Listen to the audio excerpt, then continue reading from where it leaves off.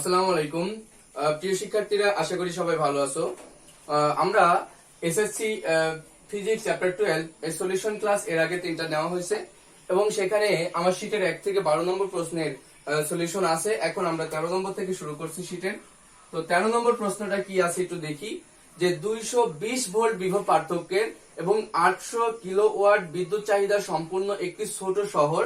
তো আমরা এখানে একটা শহরের কথা চিন্তা করি, এটাই শহর।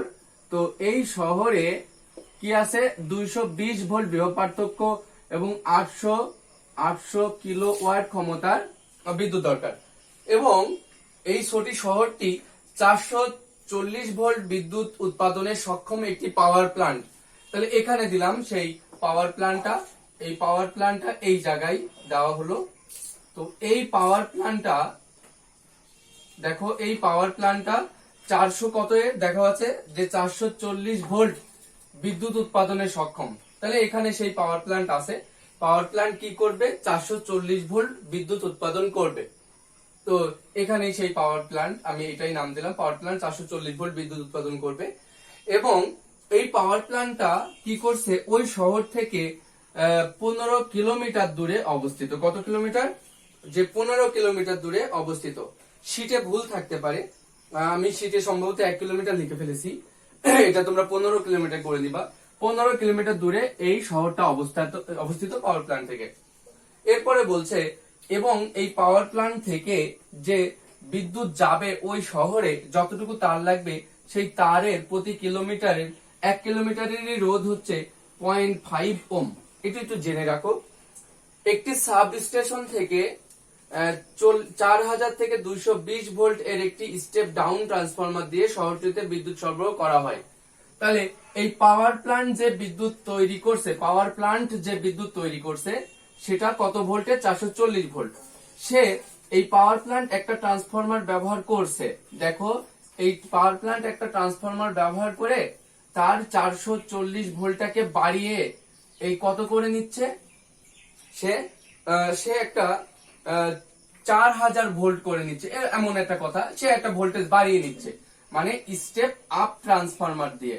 তাহলে স্টেপ আপ ট্রান্সফরমার দিয়ে তার ভোল্টেজ বাড়িয়ে সে একটা সাব স্টেশনে পাঠাচ্ছে। এটা মনে করি সেই সাব স্টেশন। তাহলে সাব স্টেশনের কি, এটা সাব স্টেশনের ট্রান্সফরমার। সেই ট্রান্সফরমারটা এর দেওয়া আছে সাব স্টেশনের ট্রান্সফরমারে 4000 ভোল্ট থেকে এখানে কত, 4000 ভোল্ট থেকে 220 ভোল্টে পরিণত করছে। তাহলে সেই 220 ভোল্টটাই কোথায় যাচ্ছে, এই শহরে যাচ্ছে। এই ইনফরমেশন গুলো দেওয়া আছে এবং আমি ভুল উঠাই ফেলছি, এখানে শুধুমাত্র 4000 থেকে 20 ভোল্ট হবে না, এটা 220 ভোল্ট হবে। প্রশ্নে ভুল ছিল এটা। এরপরে একটি স্টেপ ডাউন ট্রান্সফার, আচ্ছা এটা হলো বিদ্যুতের অপচয় খুব বেশি হওয়ার কারণে ট্রান্সফরমারটা সরিয়ে, মানে এই ট্রান্সফরমার কি করলো, সাব স্টেশন যে পরিমাণ ট্রান্সফার করছে সেখানে দেখা গেল বিদ্যুতের উৎপাদন কি খুব অপচয় হয়ে যাচ্ছে। তখন ট্রান্সফরমারটা সরিয়ে 40,000 থেকে 220 ভোল্টের স্টেপ ডাউন ট্রান্সফরমার নিল। তাহলে তখন কি করলো, এই 4000 থেকে 220 ভোল্ট না, তখন সে 40,000, দেখো এই 40,000 ভোল্ট থেকে 220 ভোল্ট এরকম একটা ট্রান্সফরমার ইউজ করে সে শহরতে বিদ্যুৎ পাঠাচ্ছে। তাহলে ইনফরমেশনটা এখানে আবার বুঝি। দেখো, এটা ছিল একটি শহর, সেই শহরে লাগবে 220 ভোল্ট এবং 800 কিলোওয়াটের বিদ্যুৎ এবং তার জন্য শহর থেকে 15 কিলোমিটার দূরে একটি পাওয়ার প্ল্যান্ট আছে। সেই পাওয়ার প্ল্যান্টে বিদ্যুৎ তৈরি হয়। সেই পাওয়ার প্ল্যান্ট বিদ্যুৎ তৈরি করে 440 ভোল্টের বিদ্যুৎ। কিন্তু এই 440 ভোল্টের যে বিদ্যুৎ তৈরি করলো, সেটা পাওয়ার প্ল্যান্টটা আমরা জানি একটা স্টেপ আপ ট্রান্সফরমার থাকে। সেই স্টেপ আপ ট্রান্সফরমার দিয়ে পাওয়ার প্ল্যান্ট সেই ভোল্টেজ বাড়ালো, বাড়িয়ে কোথায় নিয়ে গেল, একটা সাব স্টেশনে। তো সাব স্টেশনে সে প্রথমে কি বাড়িয়েছিল, সাব স্টেশনে যে পাওয়ার প্ল্যান্ট ব্যবহার করেছিল, ট্রান্সফরমার ব্যবহার করেছিল, সেখানে ছিল ট্রান্সফরমারের মুখ্য কুণ্ডলীর ইপি সমান কত ছিল, অ্যাকচুয়ালি 4000 এবং ইএস সমান ছিল 220 ভোল্ট। কিন্তু দেখা গেল এই পরিমাণ ভোল্টেজ বিভব পার্থক্যে যদি বিদ্যুৎ প্রেরণ করা হয় তাহলে খুব বেশি অপচয় হয়ে যায়।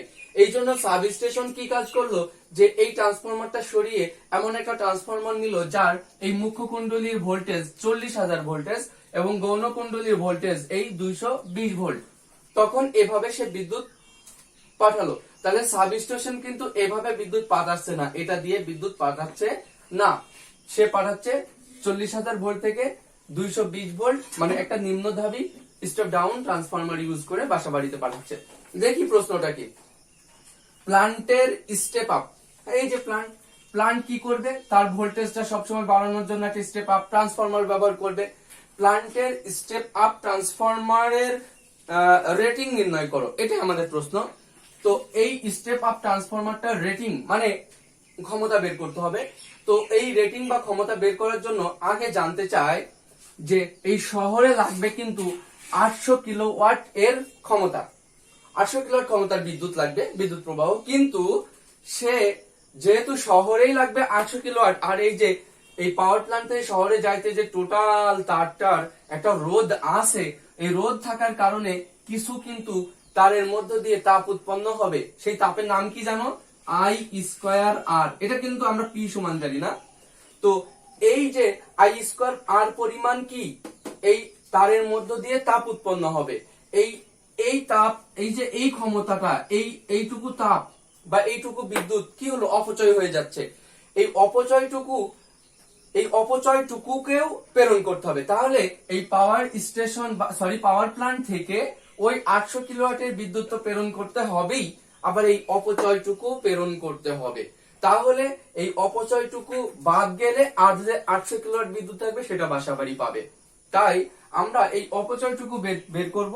অপচয়টুকু বের করার পর সে তার সাথে 800 কিলোওয়াট যদি যোগ করে দিই, তাহলে আমাদের অ্যান্সার চলে আসবে যে স্টেপ আপ ট্রান্সফরমারটার রেটিং কত। তাহলে এখানে আমাদের যে এই জায়গায় এই কুণ্ডলিতে স্টেপ আপ ট্রান্সফরমারের গৌণ কুণ্ডলিতে, যে এই গৌণ কুণ্ডলী থেকে বিদ্যুৎ প্রবাহ যাচ্ছে, তাই না? তাই এখানকার আই মানে এখানকার এই আইএস যদি আমরা বের করতে পারি, তাহলে আবার রোধ আমাদের জানা আছে, আই আর রোধ জানা আছে, তখন কিন্তু আমরা মানটা বের করতে পারবো অবশ্যই। কিন্তু আমরা জানি এই স্টেপ আপ ট্রান্সফরমারের আইএস জানা মানেই অ্যাকচুয়ালি কি জানা বলতো, যে এই ট্রান্সফরমারটার মানে এই পাওয়ার স্টেশনের ট্রান্সফরমারের আইপি জানা। হ্যাঁ, তার মানে আমরা যদি এই পাওয়ার স্টেশনের ট্রান্সফরমারের আইপি জানি, মানে এই বিদ্যুৎ প্রবাহটাই তো এর ট্রান্সফরমারের মুখ্য কুণ্ডলীর প্রবাহ, তাই না? এই গৌণ কুণ্ডলীর ভোল্টেজই তো এখানকার আসলে মুখ্য কুণ্ডলীর ভোল্টেজ।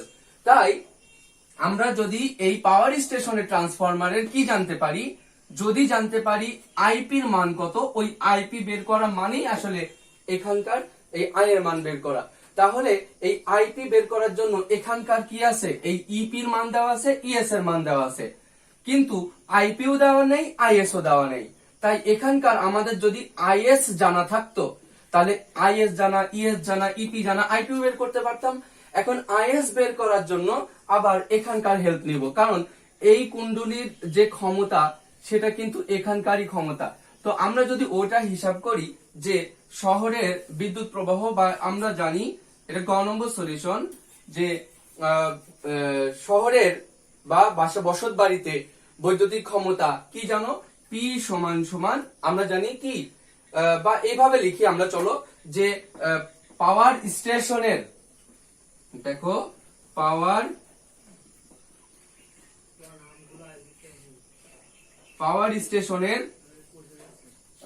স্টেশনের ট্রান্সফরমারের গৌণ কুণ্ডলীতে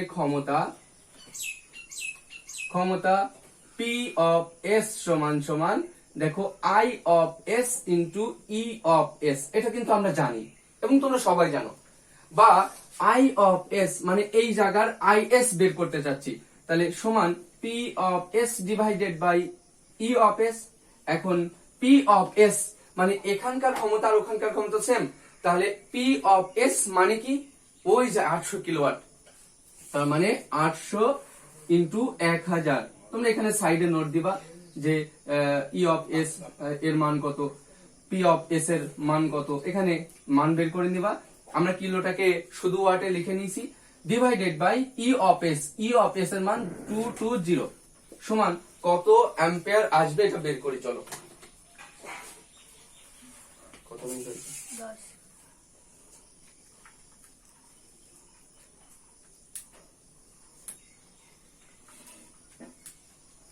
দেখো 36 পয়েন্ট কত আসছে, 364 এত অ্যাম্পিয়ার।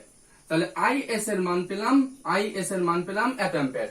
তাহলে এখানকার যেহেতু আইএস পেয়ে গেছি, তাহলে এই জায়গার আইপিও পাবো। তাহলে এখন লিখবা আবার কি, আবার এখন কোনটার এটা, যে এখন ট্রান্সফরমারের কি লিখবো বলো তো। এখন পাওয়ার স্টেশনের ট্রান্সফরমারের ল্যাঙ্গুয়েজ লিখতে পারবা। ট্রান্সফরমারের ক্ষেত্রে আমরা কি জানি যে ইপি বাই ইএস সমান সমান আইএস ভাগ আইপি। অতএব আইএস সমান সমান, সরি আইএস না, আইপি সমান সমান কি হবে, আইপি সমান সমান হবে ES into IS divided by EP. আমি সাইডে আমি মানগুলো বসাচ্ছি। ইএস এর মান, এর ক্ষেত্রে ইএস এর মান 220 এবং আইএস এর মান এই যে বের করলে কত, 36.364 আর নিচে হবে ইপি। ইপির মান কত, 40000 এত ভোল্টেজ সমান কত অ্যাম্পিয়ার আসে একটু দেখি, যে এটা গুণ 220 সমান এটা ভাগ 4000 সমান 20, কত আসলো 20 অ্যাম্পিয়ার। তাহলে আমরা পেলাম এই জায়গার তড়িৎ প্রবাহ কত, 20 অ্যাম্পিয়ার। তার মানে স্টেপ এই আপ ট্রান্সফরমারটা কত তড়িৎ প্রবাহ প্রেরণ করছে, 20 অ্যাম্পিয়ার। তাহলে এখান থেকে কত কিলোমিটার যেতে হচ্ছে তাকে, তারের মধ্যে দিয়ে, এখান থেকে এই ট্রান্সফরমারটার রেটিং মানে এই জায়গার রেটিং কত, এর ক্ষমতা কত, এর ক্ষমতা এখন বের করতে গেলে আমরা এই জায়গায় করলাম পরের অংশটুকু। অতএব আমরা কি লিখবো, যে অপচয়, বিদ্যুৎ অপচয় সমান সমান আমরা কি জানি আই স্কয়ার আর, যে পি সমান সমান আই স্কয়ার আর। এটা কিন্তু জানো আই এর মান কত বলো তো, আই এর মান হচ্ছে, যেখানে লিখে নিবা যে আই এর মান আমরা বের করেছি 20 অ্যাম্পিয়ার, ইন্টু আর এর মান কত হবে, আর এর মান হবে রোধ।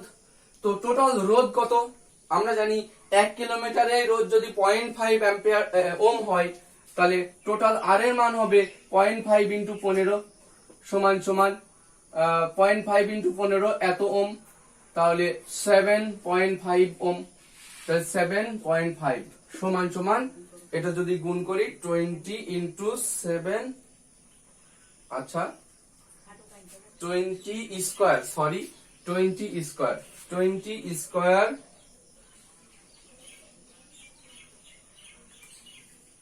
গুণ 7.5 সমান 3000, এটা হয় 3000 ওয়াট।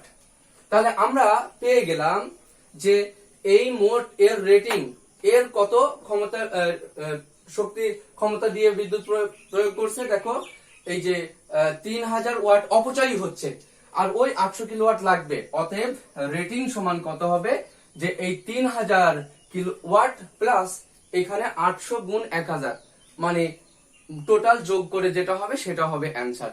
অতএব অ্যান্সার আমরা নির্ণয় করতে পারবো যে, অতএব যে পাওয়ার স্টেশনের, সরি পাওয়ার প্ল্যান্টের স্টেপ আপ ট্রান্সফরমারের রেটিং 3000 ওয়াট প্লাস 800 গুণ 1000 ওয়াট, মোট কত ওয়াট বের করতে পারবা। ঠিক আছে, এরপরের প্রশ্নটা যাই।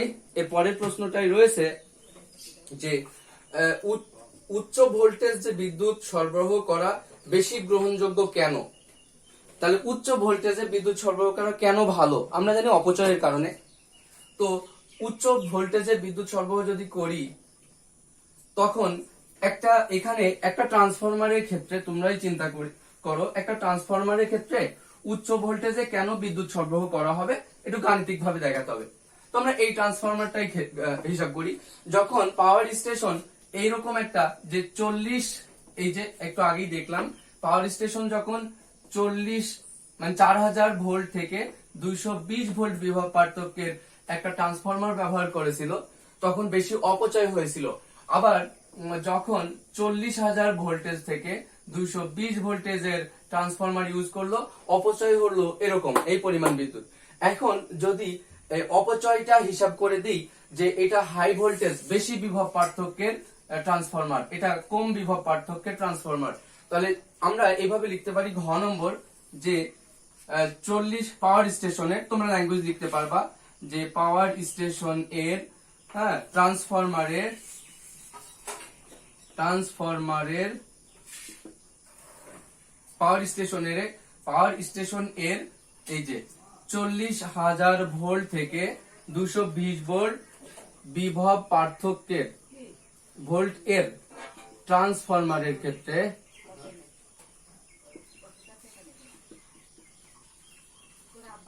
পাওয়ার স্টেশনের এই এত ভোল্ট থেকে এত ভোল্ট এর ট্রান্সফরমারের ক্ষেত্রে হ্যাঁ অপচয় কত ছিল?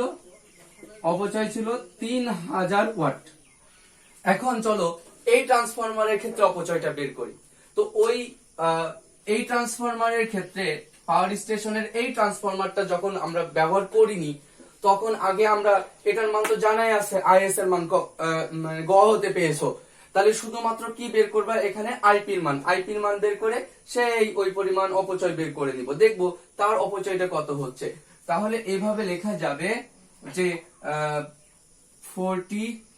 4000 ভোল্ট থেকে 220 ভোল্ট ট্রান্সফরমারের আমরা জানি ইপি বাই ইএস সমান সমান আইএস ভাগ আইপি। অতএব বা আমরা আইপি বের করব না, আইপি সমান সমান কি আসবে? ES into IS divided by EP. মান বসিয়ে দিই, চলো মান বসিয়ে দিলে আমরা লিখতে পারবো ইএস এর মান কত? 220 ইন্টু ইপির মান 4000, এখন 4000 ডিভাইডেড বাই ইপির মান আইএস এর মান এটা আইএস এর মান 36.364 এমন ছিল মনে হয়। এখন ডিভাইডেড বাই কত? ইপির মান কত? 4000 এত অ্যাম্পিয়ার। জানি না কত অ্যাম্পিয়ার হবে, একটু দেখি ক্যালকুলেটরে। তো এটার সাথে হবে 220 গুণ 36.364 এত সমান এটা ভাগ 4000